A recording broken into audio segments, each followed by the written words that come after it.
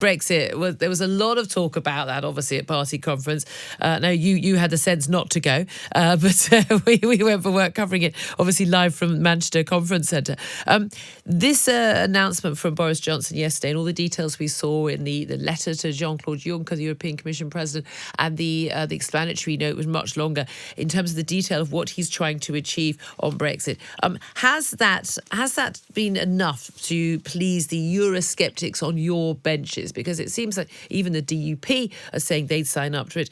People we know, some people in the cabinet like Jacob Rees-Mogg are signing up to it. But is it enough, do you think, to bring over the staunch Brexiteers in your party? Listen, I suspect there is always going to be some people, Julia, who will never sign up to a deal because either it doesn't go far enough or indeed it goes too far. I mean, for some of them, you've got more chance of getting your watch back than you have of getting some of these people to sign up. Yes, I've lost or have I don't know. My watch has disappeared at some point in Euston Station yesterday. But there we are. I'm listening to the program, Julia. I'm just listening to the program. As you quite rightly say, people want a different perspective, and that's why I listen to Talk Radio. And the fact is that I think that there's a new sense of optimism now. From what I can glean from looking at the WhatsApp within, the Conservative Party, Cleaner Global Brexit, and listening to some of my colleagues speaking last night and this morning, there does seem to be a sense that we want to get Brexit done. And whilst, yes, I'm animated by Brexit, and I will be talking about it, no doubt, for the rest of my political career, however long or short that may be, but the vast majority of people really are fed up to the back teeth and just want to get it done. And they see in Boris Johnson somebody who actually believes in the mission, has now been able to step up to the plate and say, right, we're prepared to compromise a little bit. He's managed to get the DUP on side, which is something that Theresa May never managed to do for any of her deals, which means that the arithmetic within Parliament all of a sudden is changing. Yeah, I mean, that's the thing, isn't it? The DUP have said that they would be happy with this. Now, people like Steve Baker, staunch Eurosceptic chairman of the European Research Group of ex-tier MPs, he said that if the DUP backed the deal, so would he. Stephen Kinnock, Labour MP, speaks for some 25 colleagues who were Remainers, but we on the Labour benches, who would be willing to back a deal. He said the EU27 should be given time to assess the proposals, but he said if Dublin and Brussels are happy, then we're happy. It does look like this might be able to get over the line. Now, Jeremy Corbyn, of course, said that the proposal speaking yesterday undermined the Good Friday Agreement. He said the deal that he's proposing is worse than Theresa May's deal. He said, I can't see it getting the support that he thinks it will get. Realistically, if Labour MPs are not whipped on this, and we know an awful lot of them are going to act independently, but if Labour MPs are not whipped to vote for this, Liberal Democrats I can't see voting for it. They're now opposed to all Brexit openly. Can't see the SNP voting for it either.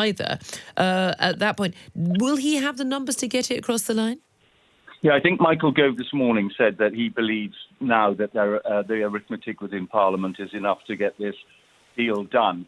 And looking at it, I spoke to a Labour MP, Sarah Champion. She told me just as we were going into the first prorogation recess that she believed that there were a significant number of Labour MPs who were now prepared to support a deal. And I think that the big changes, as you know, Boris has been quite adamant that we're leaving on October the 31st. I mean, he stressed it again at the party conference speech yesterday. And so this is the only deal that is available. And I think that the European Union would be absolutely bonkers if they didn't look at this incredibly seriously and now come to the table and properly negotiate it. I know we've got about another 10 days, as they say, of hard negotiations. But the interesting thing for me as well, Julia, is the European Union have not, as they normally do, say that this is absolutely useless. It doesn't meet all our criteria. They've not said any of that this time. They've said that they are prepared to look at it. And, of course, we're only now, 17, 16, 15 days away from the European Council meeting, where all of this has got to be properly thrashed out. And I just get a sense that people now want this done. And my one message now would be to the car manufacturers in the United Kingdom who have been noising off other manufacturing industries within the UK. Now start to make your voice heard, not within Britain, but within the European Union. Get your message across to Angela Merkel and Emmanuel Macron and others, Juncker, Barnier, make sure that they know that you want them to now come to the table and start to negotiate properly. The key thing here is, some people saying, look, this is a reheated Theresa May deal. As initially, people were suggesting with a fudge over the Irish backstop. There was always going to be a fudge over Ireland because of that land border with the EU there. But crucially, this is about aiming towards a Canada-style free trade agreement with the EU, which is what I've certainly as a Leaver always wanted. It does involve leaving the single market, leaving the customs union. We have full control over our laws and our borders. It's not a cunning wheeze, as the Irish backstop had, as we're effectively keeping us in the EU customs zone forever and preventing us from signing trade deals, trapping us forever. That's not what it is. There's not going to be automatic alignment of regulations between Britain and the EU. Another big change. I have to say, as a Brexiteer, it would be hard for me to find a problem with this, other than I'd just quite like us to go just straight to a free trade deal. But we are going to have a process of transition, and this allows us. We'd still be in a situation where certainly the Northern Ireland would effectively 8 years after Brexit's been voted for still be within the auspices of the European Union in terms of having customary regulation and the likes. But this is certainly something that could probably get over the line. Do you think the EU 27, though, and you say whether the car companies get involved and try and lobby them, do you think this will be something they want? Because everything's going to rest on whether Leo Varadkar, the Irish Taoiseach, says yay or nay, isn't it? But is there an element where the Germans and the French, certainly the Germans facing a recession, certainly Emmanuel Macron facing a lot of problems at home on his domestic agenda, that actually getting a deal, getting it over the line and moving on from this would be their interests as well as ours? Yeah, I think there's a realization by the EU 27 that we're going to leave. Yes, Leo Varadkar, don't forget, has got his own domestic audience that he has to play with. But if you've got the DUP prepared now to make compromises, then it would look rather shrill if the Irish Taoiseach refused to make any concessions whatsoever. I just think that now we are getting very, very close to the deadline date of October the 31st, when Boris Johnson, the Prime Minister, made it absolutely clear, do or die, we're going to leave. And the ERG went to meet Boris Johnson in 10 Downing Street last night, and it seems to me that the noises off now are far more positive about the next stages. And the next stage is going to be the negotiations about the future trading relationship between ourselves and the European Union. And between that, of course, Julia, you've got that general election that's going to come. And mind you, I've never heard that Andrea Leadsom is giving away £5 notes so easily, because I don't think it's going to be January the 10th. Absolutely not. But it's a Friday, as you properly stated, and it's normally on a Thursday, I have to say.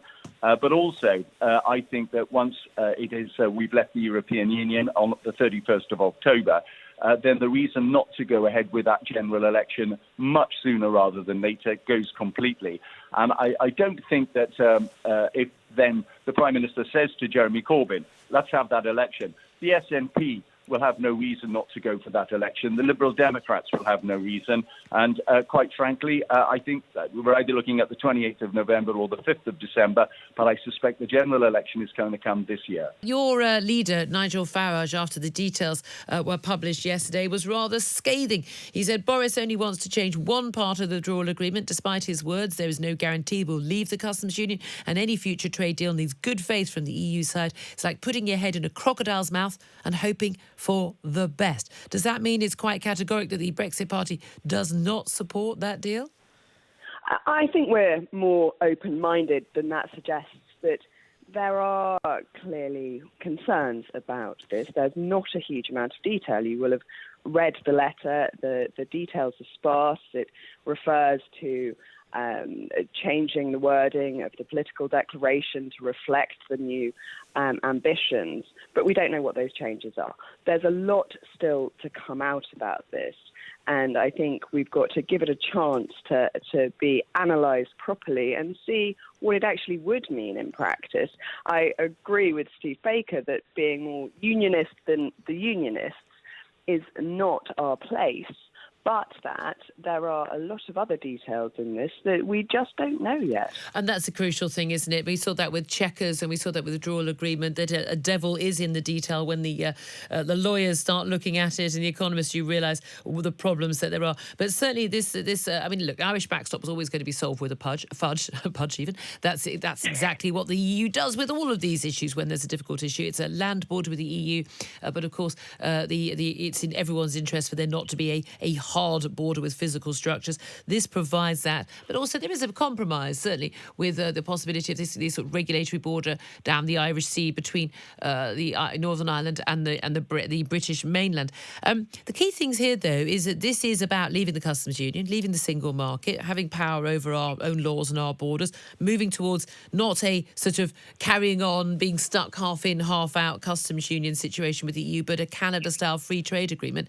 For many leavers, I have to say, I want to see the detail before I'd commit, but it is looking as close to Brexit as I think realistically we're going to get. Or is your party going to hold out, you want no deal, full stop, nothing else? I always wanted a deal. I thought we were far too close to the wire to get a decent deal. I still have concerns that that's the case. And no deal, I think, is a good fallback that really does give our country back its sovereignty. And that is what the purpose of Brexit always was. But I think we've got to really give this a chance to prove that it is actually Brexit.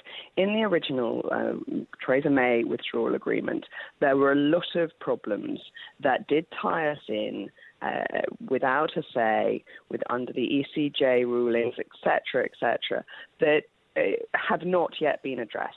If they remain unaddressed, I don't see that we could possibly support this. But we don't know that yet. And I think we've got to find out what really is the intention, but what it also will mean in practical terms for the British people, and make sure this deal really works for our democracy. And this does make a difference. Even though the Brexit Party has no MPs, you do have a lot of MEPs. 29, you won the European elections back in May, and that's when you got elected. Realistically, we know the Brexit Party has got a lot of your candidates in place already for a general election. If the Brexit Party decides as a whole, as policy, that whatever is in the detail isn't good enough, it's not Brexit, and we do have a general election after, say, a deal that perhaps isn't pleasing to all the leavers, would you still expect the Brexit Party to stand in that general election and to do well? Our entire aim from the beginning, we've only been in existence as a party since April, so in our short lifetime has been to deliver Brexit on behalf of the majority of electors in the referendum who voted for us to leave the EU.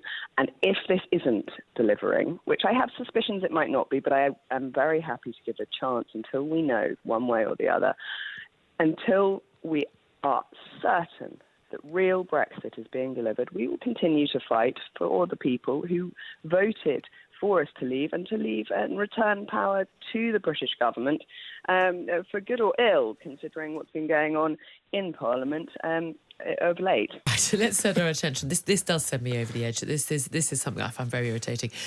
We're in a bizarre situation where the Royal Shakespeare Company has decided to end its partnership, i.e. effectively sponsorship, with BP, formerly British Petroleum, after the threat of a school student boycott. Now, the British Petroleum, BP, has been sponsoring a huge number of tickets for the Royal Shakespeare Company since 2011 as part of its support for arts organisations. They also support the British Museum, Royal Opera House and the National Portrait Gallery to the tune of £7.5 million a year. Some 80,000 tickets have been sold to young people aged 16 to 25 as part of a subsidised ticket scheme for the Royal Shakespeare Company. So you can get tickets for just £5 to see some of the greatest plays ever written, with some of the greatest actors who've ever acted. And yet, the Royal Shakespeare Company has decided that because a group of students said they would boycott productions if it continued to accept funding from a company they accused of actively destroying our futures because they're a multinational oil and gas company and they're worried about the so-called climate crisis, the Royal Shakespeare Company has given in. Well, let's talk about this with Dr. Chris Garrett, who's co-director of Culture Unstained. Good morning to you. Good morning, Julia. Good morning. Thank you for having Was me. the Royal Shakespeare Company right to stop taking money from an oil company and stop being able to fund those cheap tickets for young people to see Shakespeare and have that sort of richness in their lives, which they perhaps might not otherwise have afforded, to please these students? Yes, absolutely. They were spot on to put their values and their commitment to young people and to the environment first. And two really important things is that the RSE has made a surplus in recent years, and they've said that discounted ticket scheme will remain a priority. So that issue of access, that isn't the case. And also, one of the things you said in your introduction is actually £7.5 million over 5 years. So for a company like BP, which spends millions and millions of dollars lobbying governments to try and maintain our kind of addiction to fossil fuels, maintain that status quo, this is really loose change to them. And so the sponsorship is in effect Well, I mean, they're a form of not cheap advertising for them. Yeah, of course it is. Why would they do it otherwise? I mean, they're giving away that money, which is, I mean, it's great publicity for them, and as you say, small change, but they're not legally required to do it. They say this is about the Royal Shakespeare Company's commitment to young people and climate. Why does the Royal Shakespeare Company have to have a commitment to climate? Because right now we're in this kind of key moment where... Are we? Yes. Yeah, we've got 12 years to make really radical changes to our society. Do we? Where did you get that figure from? Because that's come from the Intergovernmental Panel. Is it? Are you sure it is? Yes, and making those radical changes. And we talked about a huge consensus among climate scientists here. No, can I stop you? No, there is a big consensus among climate scientists that there is climate change and man has a role in it. And there's no consensus at all about this use of the word crisis. In fact, many very senior scientists are saying actually this talk about 12 years and crisis things, actually it's not backed up by the science. It's not what sensible scientists are saying at all. This is what the politicians are saying. Yeah, so the agreement that's in place is the Paris Climate Accord. And what we do know is that BP's business plan does not align with that Paris Climate Accord. They're planning to spend £41 billion on going out and finding new oil and gas. And research has shown that we need to put an end, at the very least, to finding new sources of oil and gas, because the oil and gas we already know about, that's more than enough to push us far into a runaway climate change. Okay, right. Well, why would a multinational oil and gas company not be looking for new resources? Now, look, you say we've got an addiction to fossil fuels. The world relies on fossil fuels, and even with the best aim in the world, we are not going to be stopping using fossil fuels in the next 20 or 30 years, whatever politicians, what lip service they want to play. We are simply not, unless we go back to living in medieval ages, we are going to continue to use fossil fuels. I'm all in favour of us moving towards renewable energy, and as our technological advances go, I'm sure we will end up, there won't be any more fossil fuels being burned in, say, 100 years' time. But right now, to keep people's heating going, electricity, making products that people want to buy, probably the mobile phone we're speaking to you on right now, the transporting our food and our goods, all of that, we need fossil fuels. So why are we criticising a company that is doing something, that is providing something that we use? I mean, right, I'm assuming you've got a boiler in your house to keep your house warm. You're using fossil fuels the same as I am. Why are we attacking a company providing that as if they are doing something horrible and evil when they're just providing a service that we all use? So the point you said, and I think where we agree, we do need to transition to renewables to address the climate challenge, but also because they're becoming much, much cheaper as well. Now, the problem is that BP, through spending millions of dollars on lobbying, through its ties to the spread of climate science disinformation in the past, has slowed that transition down. So if we as consumers want to shift to those more sustainable ways of living, if young people want to stand up and say to the RFE and to others, look, we want our futures to be protected. We want to make sure those on the front lines of climate change who are seeing those extreme weather events are put first and thought about. We need to address the disruptive role that companies like BP play. But what's that got to do with a load of young people who couldn't afford to go into the theatre, getting a cheap ticket to see Shakespeare and having that enrichment in their life? I've got a funny feeling that the students who are boycotting are the students whose parents could happily afford to buy them tickets to the theatre. And the students who are benefiting from that sponsorship, for good or for ill, are kids whose parents definitely can't afford that. No, this is something which has been led by young people. So that letter was Which a group young of young people? people from different places, a whole range from different groups in different parts of the country put their names to that letter. And it's because they said, we want our future to be valued. And when we see that BP logo, we see a company that is not thinking or protecting our futures. And that company is headed by people who have huge salaries, how awful. Large bonuses, and they're the ones determining the kind of energy future we want. And those young people are saying, we would like to be the author of the kind of future we want. Chris, genuinely, do you have a boiler in your house? Do you have heating, central heating? Yes, you do, and you're using a mobile phone right now. No, I'm not saying. Do you buy goods from the 30% supermarket that get there on a lorry? Have you ever taken an aeroplane? You are aware that you are yourself backing up those horrible people at BP.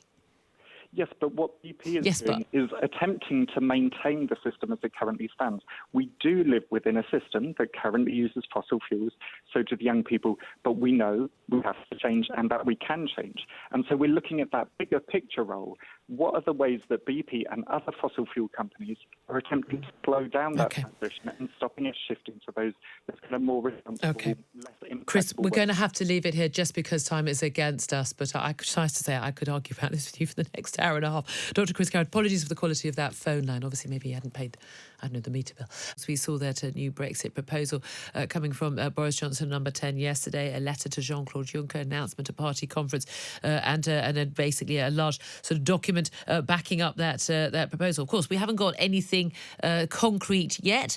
The devil is always going to be in the detail, but it does appear that even some staunch Brexiteers like the European Research Group, like the DUP, and many on the Remainer benches, the 25 Labour Remainers led by its Labour MP Stephen Kinnock, could be willing to sign up to this deal if the dots on the I's are correct, the crosses on the T's are correct. But what does the SNP make of the new Brexit proposals? Pete Wishart is MP for the SNP and joins us now. Good morning to you.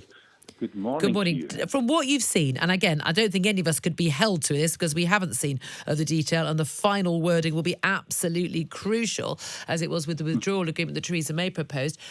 Do you, on the face of it, think this is something that the SNP could ever got alongside, given your fears of a no deal, or is any deal unacceptable to the SNP because you want to remain? Well, if anything, it's actually worse than the deal that was presented by Theresa May. It seems like a harder Brexit forecast with this, and the issues about the backstop seem particularly complicated. And I think we have to say that we'd had no problems with the backstop. We thought that was actually a reasonably sensible arrangement. What this does is complicate even further with customs checks on the island of Ireland, which we still sort of foresee will create massive difficulties with both the EU and with Northern Irish business. I think the only thing to be said about it the last sort of 12 hours or 24 hours is that it's been reasonably well received by the EU, and there's an opportunity and a chance he might get this deal through, but it does not interest the SNP. Our issue isn't with the backstop. My issue is everything to do with single market membership and freedom of movement that Scotland requires as an economy and as a nation and what our population demands. Okay, well, you say it's worse than the withdrawal agreement because you actually quite like the Irish backstop. But of course, the reason why Brexiteers didn't like the Irish backstop was because it effectively kept us in the European Union forever. We wouldn't be able to get free trade deals. We were in the customs union, the single market. So, so basically, you're saying you're not going to like anything that isn't just remain. Well, not really. No, well, let's just sort of dismantle some of that.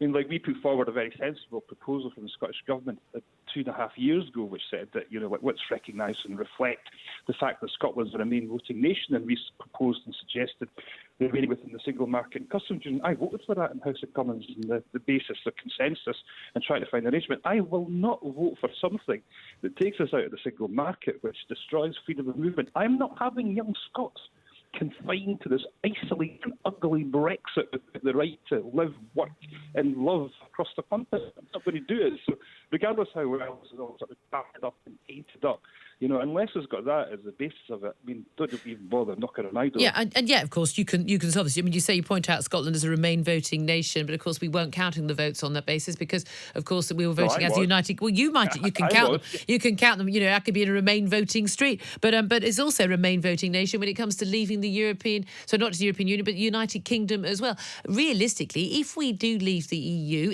and I think it is still an if right now, in terms of whether it's the 31st of October or the there's an extension or whatever happens, this will surely boost your chances of getting a second referendum for the Scottish independence and of winning that referendum, in which case you should be in favour of it, shouldn't you? That's all probably true, and it does indeed, and every indication suggests and says that's going to be the case. But listen, I've got obligation and responsibilities for the 60-odd thousand people I represent. I'm not going to expose them to a worsening of their living standards, this idea that somehow they're going to be outside the European Union. I'm not going to risk that. My priority just now is them, making sure initially they do not experience a no-deal Brexit, and hopefully we manage to secure that. But I'm not going to have my nation confined to a Brexit UK without freedom of movement and single market membership and membership in the customs union. So it doesn't matter what he brings back. If it's not got that involved as a feature, then sorry. Not interested. But it's interesting you say you don't want to see worsening of your constituents' living standards, but leaving the EU, the argument against that from the SNP is that, we're going to be leaving our biggest trading partner and trading bloc, and we've got that free, deal with them. Why would we want to leave? Isn't that not exactly the same argument for not leaving the United Kingdom? And that actually, we are by far Scotland's biggest trading partner, the rest of the UK, in which case you are willing to worsen Scots' living standards if that's by your judgment of what would happen, but only if it's Scottish independence rather than UK independence. Well, I think that's a reasonable point. I'm sure the Soviet Union was Estonia and Lithuania's biggest trading partner. They're now the fastest. The European Union, if not the developed world. I don't think my record. I'm not 100% sure of my history, but I'm 99% sure the Soviet Union didn't give Estonia and Latvia an option to have a referendum and to vote to leave. Well, they're not giving Scotland another option to if we want to leave the UK now. So, but honestly, but Jeremy Corbyn has intimated that he would. Are you genuinely willing? I mean, if we're talking about worsening living standards, are you genuinely willing now to put in Jeremy Corbyn, not just any other Labour government? I wouldn't have an issue with that, but Jeremy Corbyn and John McDonnell into number 10 and the risk that would pose to the economy. I think that's a horrific prospect, and there's no intention of having Jeremy Corbyn and John McDonnell in government. What we will have is Jeremy Corbyn and John McDonnell in a temporary caretaker role to do two things. One, to write that letter to the European Commission to extend Article 50, and secondly, call a general election. The prospect of those two actually governing is something that's with total fear and horror, and it's not something that we intend. We want them to do two jobs only, get that letter off, call a general election. And you're going to trust him to say yes, I'm going to give up power. Just finally, can I get you on this vote that's happening in the Scottish Parliament today on basically which makes Scotland, it's very likely to pass, to become the first country in the UK to make it a criminal offence for parents to smack their children. Why do you think that that children should be treated as adults when a parent? I've not smacked my own child. I reserve the right to if I saw fit. But why do you think that we should treat the loving chastisement by a caring, loving parent to try and make their child bring them up as a good, caring human being? Why do we think that's the same as, say, a physical assault in the street of an adult? They're not the same. Are you not in danger of criminalising good parents who mean well?